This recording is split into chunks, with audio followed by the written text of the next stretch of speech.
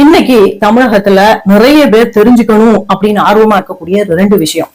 ஒரு உண்மை தெரிஞ்சாகணும் நம்ம பாப்போம்ல, அது மாதிரி ரெண்டு உண்மை தெரிஞ்சாகணும் அப்படின்னு மக்கள் மனசுல ஓடிட்டு இருக்கக்கூடிய விஷயம் என்னன்னா, யார் அந்த சார், இன்னொன்னு யார் அந்த பாட்டி.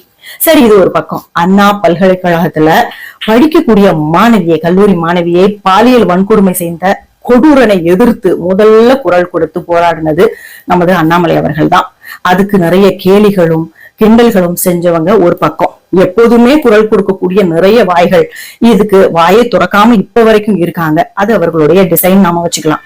சரி, இப்போ கனிமொழி அக்கா இவ்வளவு நாள் ஆன பிறகு வாய் துறக்க காரணம் என்ன, ரியாக்ட் பண்ண காரணம் என்ன?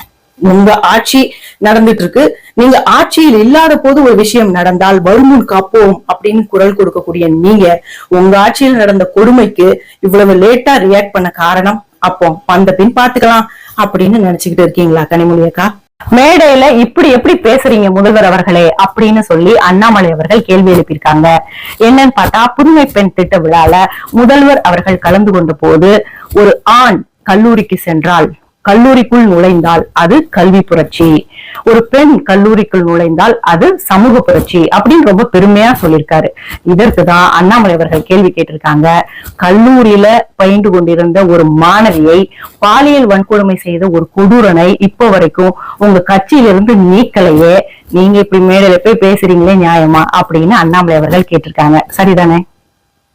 என்னது 1000 ரூபாவும் இல்லையா அப்படின்னு தமிழக பெண்கள் எல்லாம் பயங்கரமான கோபத்துல இருக்காங்க.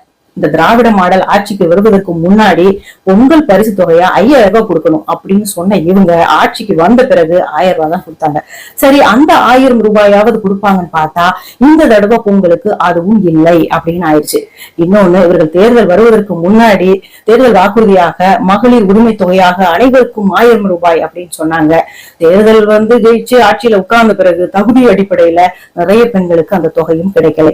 இப்படி தொடர்ந்து பெண்கள் வருந்தக்கூடிய நிலையில, கோவப்படக்கூடிய நிலையில, ஏமாற்றக்கூடிய நிலையில தள்ளி இருக்கு இந்த திராவிட மாடல்.